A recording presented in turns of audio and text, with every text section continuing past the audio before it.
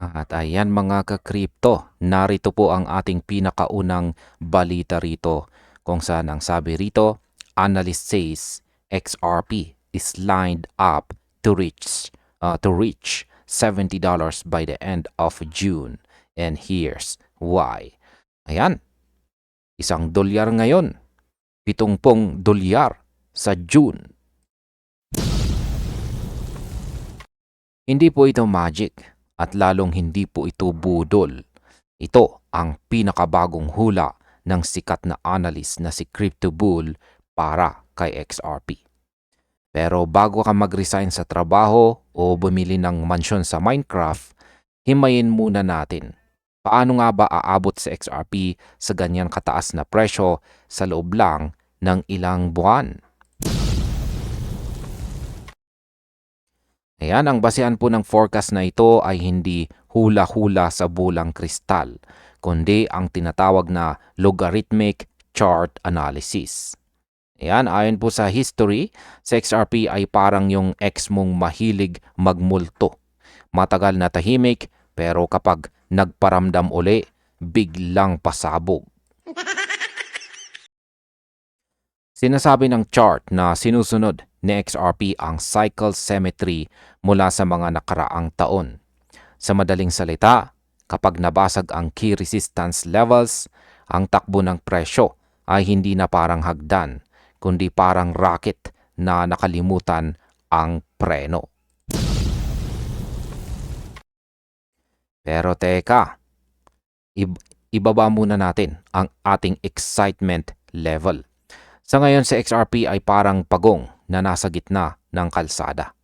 Maingat po siya at medyo mabagal. Ang presyo ay naglalaro pa rin sa low dollar range dahil po sa gulo ng ekonomiya at saka inflation. Ang mga traders ngayon ay parang mga taong naghihintay ng ayuda. Lahat ay nakaabang sa susunod na galaw ng market. Sabi nga ng mga eksperto, wala pa tayo sa acceleration phase. Kumbaga sa karera, nagwa-warm up pa lang ang makina pero hindi pa pumipit-pit ang driver. Ayan, para mangyari po ang $70 target na yan bago po matapos ang June 2026, kailangan po ng perfect storm. Una, kailangan po ng matinding liquidity o yung pagpasok ng maraming pera sa market. Pangalawa, kailangan ng solid na kumpiyansa mula sa mga dambuhalang institution. Ayan, mga giant institutions. At pangatlo, syempre, ang kalinawan sa mga regulasyon. Ang layo ng $1 sa $70 ay parang distansya ng pangarap mo sa sahod mo ngayon. Malaki po ang gap. Pero sa mundo ng crypto, ang imposible ay madalas nagiging yesterday's news. At ayan, ang $70 forecast dito ay isa pong paalala kung gaano kabilis magbago ang ihip ng hangin sa digital assets. Pwedeng ito na ang moonshot na hinihintay ng lahat o isa lang itong ambisyosong guhit sa graph or chart. Ang mahalaga, wag lang basta sumunod sa hype. Laging tandaan na dito sa crypto, ang tanging sigurado ay ang pagiging hindi sigurado. Kaya pasabog po tayo dyan. At heto naman ang ating sunod na balita, kung saan ang sabi rito, Patrick Bet David just doubled down on XRP. Alam nyo ba yung pakiramdam na kapag nakakita ka ng sale sa mall, nagkakagulo ang lahat? Ganito eksakto ang ginawa ng business mogul na si Patrick Bet David kay XRP noong bumagsak ang presyo nito kamakailan.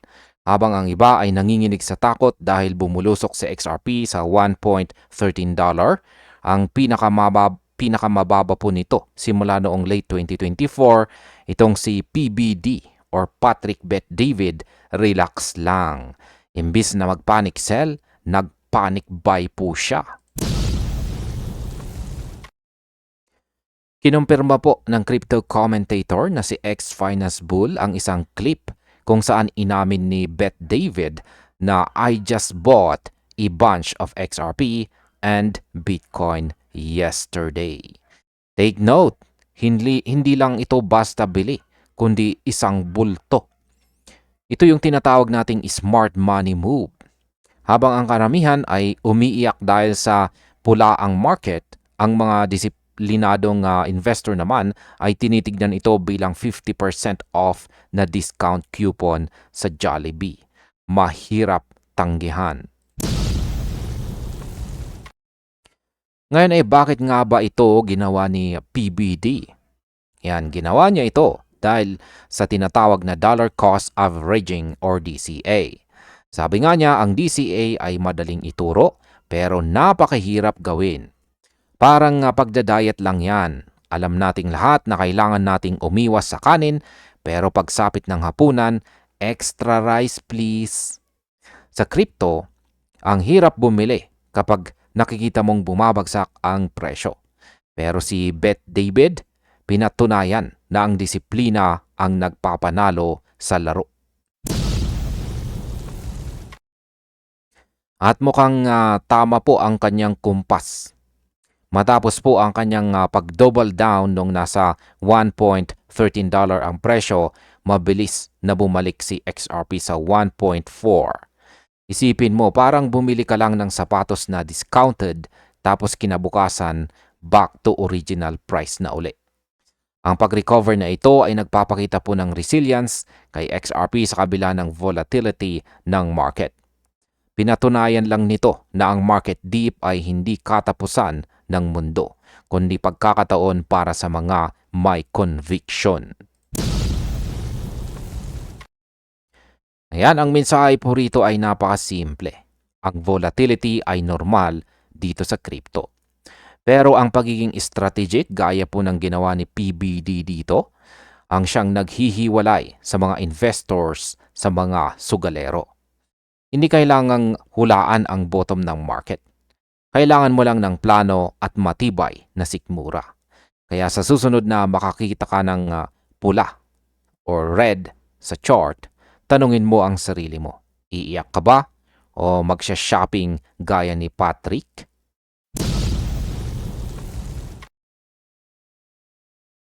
At heto naman ang ating kasunod na balita. EGRAG Crypto to XRP holders. This was predicted, nothing comes out of surprise. Yan. Gulat ka ano? Akala mo katapusan na ng mundo dahil sa galaw ni XRP? Ayan, kung kinakabahan ka ngayon, ibig sabihin hindi ka nakikinig kay EGRAG Crypto. Sabi nga niya, nothing comes out of surprise. Lahat ng nangyayari ngayon, yung pag-alog, yung pagbaba, yung kaba sa dibdib mo, part lang yan daw ng plano. Hindi ito ramdam na hindi po ito random na kamalasan, kundi isang structured cycle. Parang pag-ibig lang yan. Kailangan mong masaktan bago sumaya. Ngayon ay bakit ba tayo nandito sa sitwasyong ito? Simple lamang po ang logic ni EGRAG. Ang market ay hindi parang hagdan na paakyat lang ng paakyat. Para itong alon sa dagat. May tinatawag tayong retest. Itong nararanasan nating pag-atras ng presyo? Kailangan yan para i-reset ang momentum at tanggalin ang mga weak hands. Yan yung mga investor na konting ihip lang ng hangin, nagbebenta na agad. Isipin mo na lang, naglilinis lang ng kalat si XRP para mas matatag ang susunod na lipad. History repeats itself, di po ba? Bago ang bawat malaking rally, laging may mahabang period ng frustration. Yung tipong mapapasabi ka na lang ng, Lord, kailan ba talaga?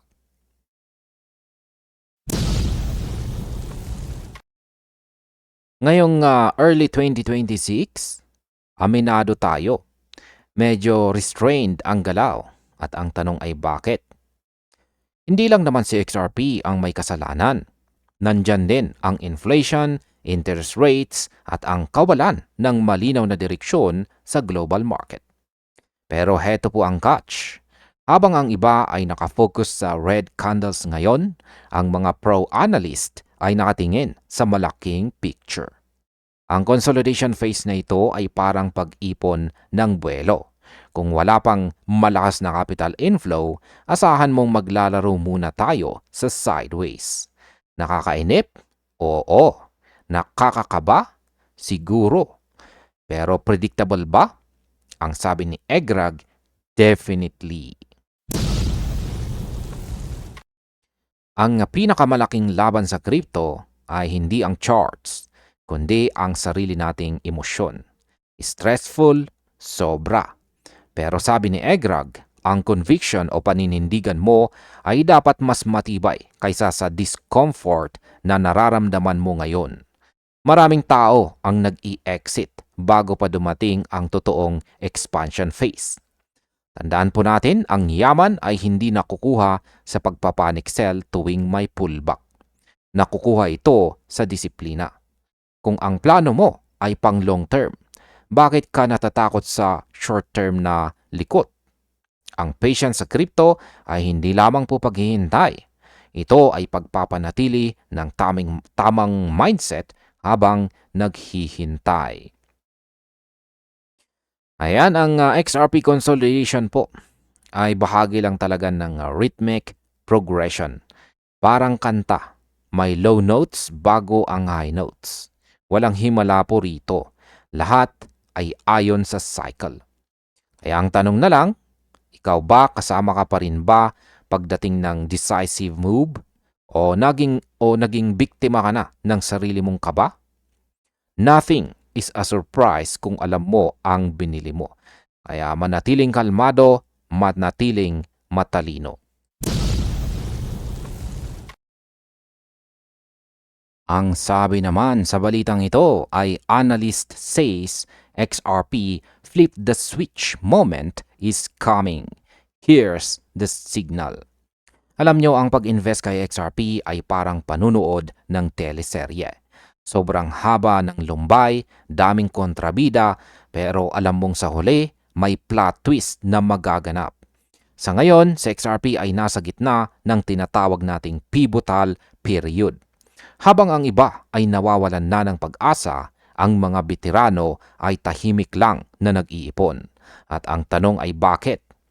Dahil ayon po sa analyst na si XRP Captain, malapit na ang flip the switch moment.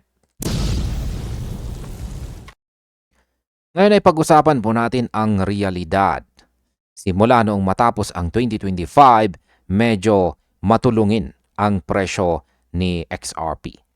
Matulungin sa mga gustong bumili ng mura kasi bumaba ito sa mid $1 range. Maraming dahilan. Katulad po ng macroeconomic uncertainty, pabago-bagong interest rates, at ang mga institution na parang mga pusa. Dahan-dahang lumalapit pero takot pang sumakay. Ang market ngayon ay parang traffic po sa EDSA. Nakakainip, nakaka-stress, pero hindi ibig sabihin ay hindi na uusad. Ngayon ay bakit ba may kumpiyansa ang mga analyst? Tingnan po natin ang kasaysayan. Noong taong 2017, sa XRP ay parang pagong sa loob ng mahabang panahon. Pero nung uminit ang makina, ang dating walang galaw ay naging hindi mahabol. Ang tawag dyan ay compression phase. Isipin ninyo ang spring. Habang mas dinidiin, mas malakas ang talbog kapag binitawan.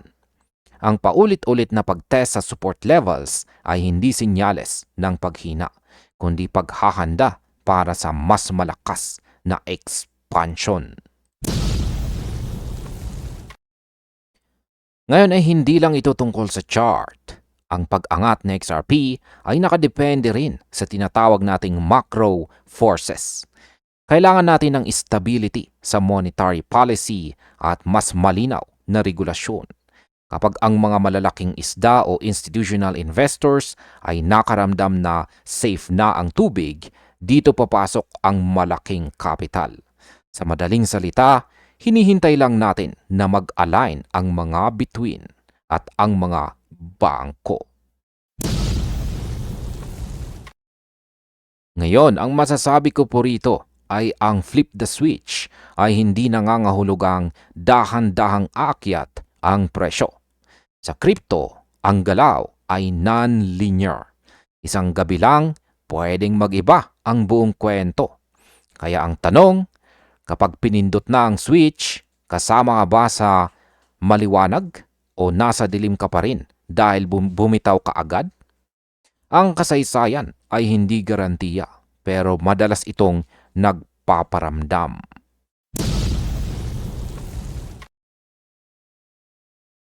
Ang sabi naman sa balitang ito ay short-term XRP holders are cutting losses.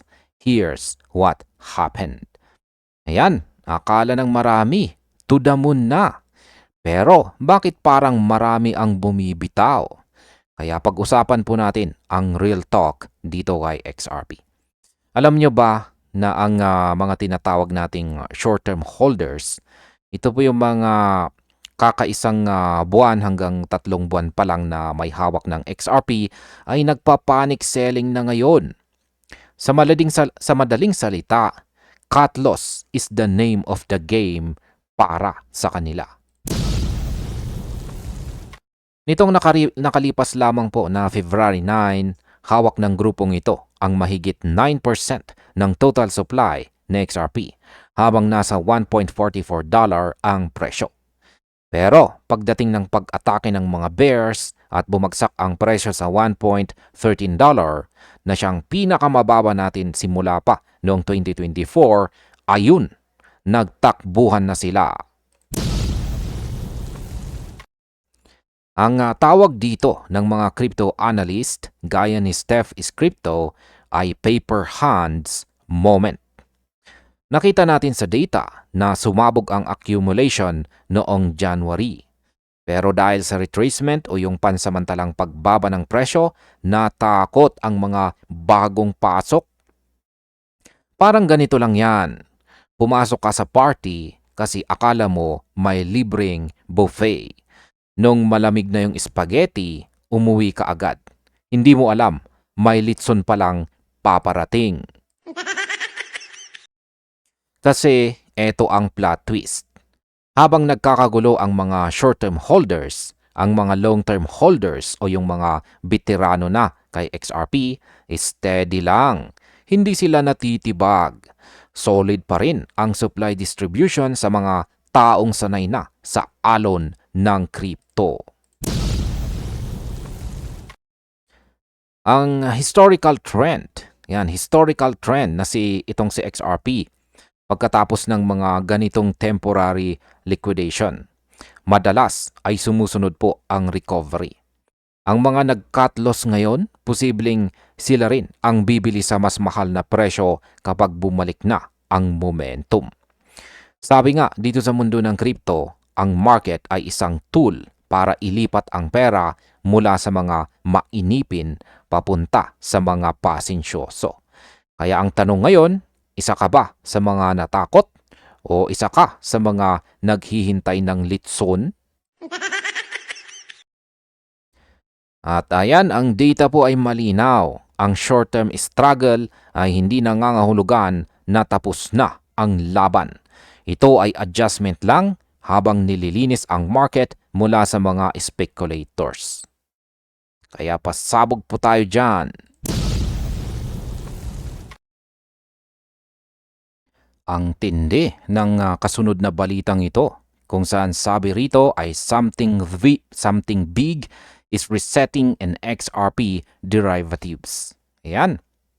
Alam nyo ba yung feeling na biglang tumahimik ang paligid bago ang isang malakas na bagyo? Ganyan ang eksena ngayon kay XRP. Habang ang lahat ay nakatingin sa price chart, may isang massive reset na nangyayari sa likod ng mga kortina. Partikular sa mundo ng derivatives. Hindi lang ito basta pagbaba. Bilyong-bilyong XRP ang biglang nag-evaporate sa mga exchanges. Parang sweldo mo, nandyan kanina, ngayon wala na. Ngayon ay tignan po natin ang resibo. Sa huling 30 araw or last 30 days, Ang tinatawag nating open interest sa XRP futures ay bumulusok. Kay Binance, bawas ng 1.6 billion XRP. Kay Bybit, 1.8 billion XRP ang nawala. Sa Kraken at OKX, hindi rin nagpahuli. Milyon-milyon din ang nabawas. Sa madaling salita, nagkaroon po ng mass exodus ng mga traders. Parang may amoy sunog at lahat sila ay nagunahang lumabas sa pinto. At ang tanong ay bakit? Kasi tapos na ang panahon ng bara-bara na leverage. Ngayon bakit po ba ito importante? Ang tawag dito ay deleveraging. Isipin mo, ang futures market ay parang bar na puro lasing sa utang. Ngayon nagsiuwian na sila para mag-asikaso ng buhay. Kapag bumababa ang open interest, ibig sabihin nililinis ang market. Ang mga speculative positions, yung mga mahilig manghula, ay nagsara na. At sa history ng crypto, kapag nagkaroon po ng ganitong washout, kadalasan ay sinusundan ito ng isang higanting paggalaw ng presyo. Isang malinis na pundasyon para sa susunod na trend. Ngayon ay aminin natin, medyo hirap sa XRP nitong mga nakaraang linggo. Bumagsak ito sa pinakamababang level simula late 2024. Pero ito po ang logic. Habang kumukonte ang mga taong nakaposisyon, mas nagiging lightweight ang asset. Mas madali itong pabalikin pataas kapag bumalik ang kumpiyansa ng mga big players. Sabi nga ng analyst na si Saif, ang ganitong adjustment ay madalas na pasakalye sa price acceleration. Hindi ito bearish signal. Ito ay refueling stage. Ngayon ay ano ang hatol? Kapag tapos na ang paglilinis na ito, asahan natin ang pagbabalik ng mga traders na may mas matinding conviction. Sa XRP ay kasalukuyang nasa reset mode.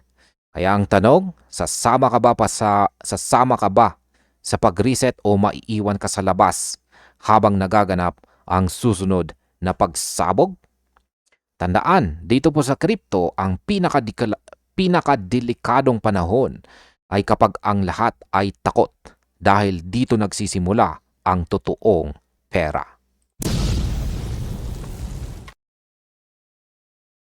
At ayan, sa balita naman nito, sabi rito ay Morgan Creek Capital CEO, XRP could be ordered to be used for a CBDC. Akala nyo Bitcoin lang ang bida? Pwes, mukhang may plot twist tayo ngayon. Isipin ninyo, ang isang kilalang Bitcoin maximalist at saka CEO ng Morgan Creek Capital na si Mark Yusko biglang nag-ingay tungkol kay XRP. At hindi lang basta ingay ha, usap-usapang baka iutos daw na gamitin sa XRP bilang base layer ng national banking at CBDC. O di ba? Parang kailan lang, digital gold lang ang usapan. Ngayon, mukhang pati digital bank sasakupin na. Ano nga bang meron? Sa isang video clip na kumakalat ngayon, binanggit ni Yusko na may nilulutong legislation o batas na hindi lang Bitcoin ang tututukan. Sabi niya, there's a lot of talk na isasama na rin sa usapan si XRP, Cardano at saka Hedera. Kumbaga sa liga, hindi na lang MVP si Bitcoin. May mga all-star players na ring pumapasok sa court.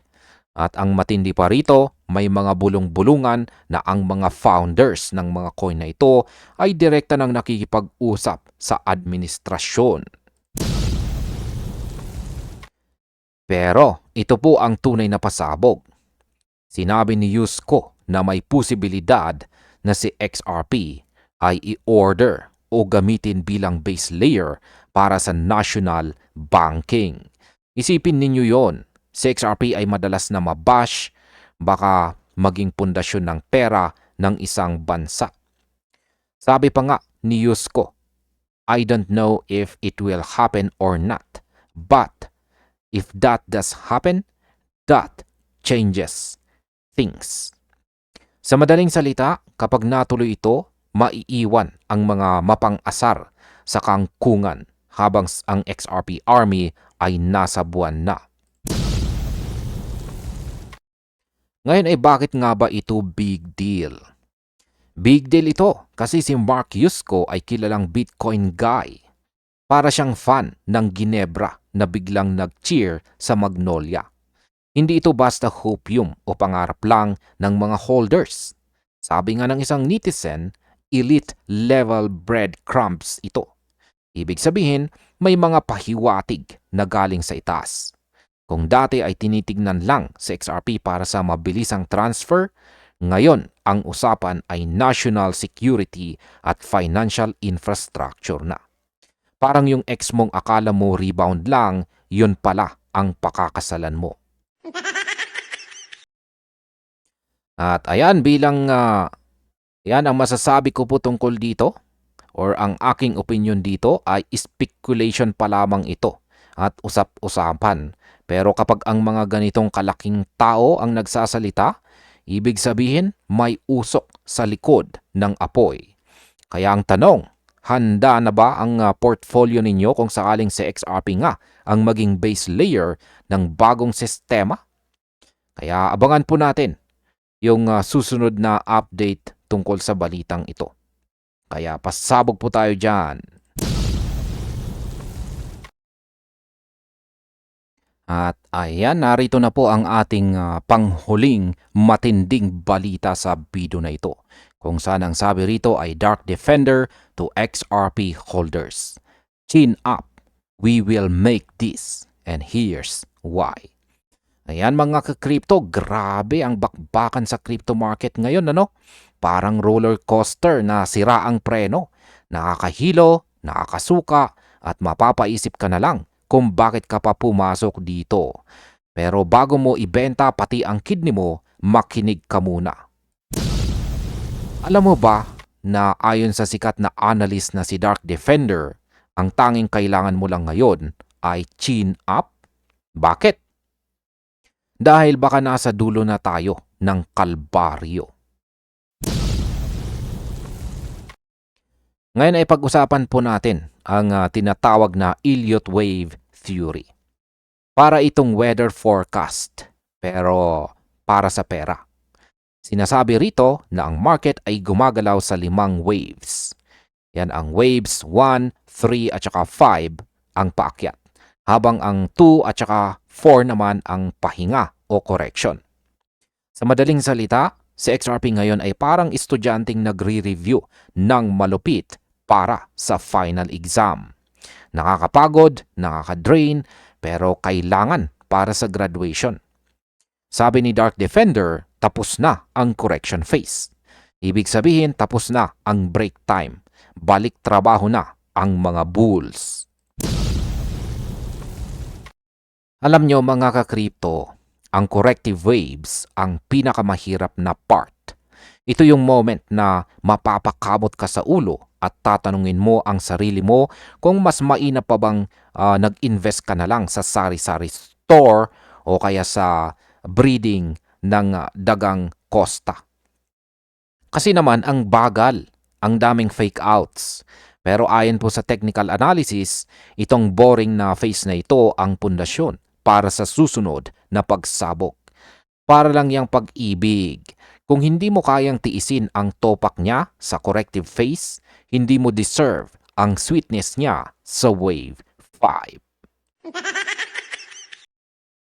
Ngayon ay bakit nga ba mahalaga ang wave 5? Mahalaga ang wave 5 kasi ito po kasi ang grand finale. Dito pumapasok ang malaking volume at dito rin lumalabas ang mga FOMO buyers. Gamit ang Fibonacci extensions, may mga target zones na si Dark Defender dito na pwedeng abutin ni XRP kapag bumalik na ang bullish momentum. Kaya pasabog tayo dyan. Pero syempre, hindi lang ito puro guhit dito sa chart.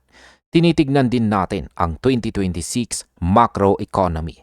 interes ng mga bangko, regulasyon at kung gaano karaming kape ang nainom ng mga institutional investors. Kailangan ng alignment ng chart at ng realidad para magtuloy-tuloy ang party. Ayan, ang opinion ko po rito ay ang mensahe po rito ni Dark Defender ay simple. Yan po ay walang iba kundi resilience. Ang pagyaman sa crypto ay hindi para sa mga taong madaling kabahan. Ang cycle ay hindi diretsong pataas, parang hagdan yan, may steps. Kung naniniwala ka sa structural signal ng XRP, ngayon po ang oras para maging matatag. Hindi pa tapos ang laban, nag-uumpisa pa lang ang tunay na galaw. Kaya manatiling gising, manatiling maalam. At hanggang dito na lamang po tayo sa video na ito mga ka-crypto. Maraming salamat sa panunood.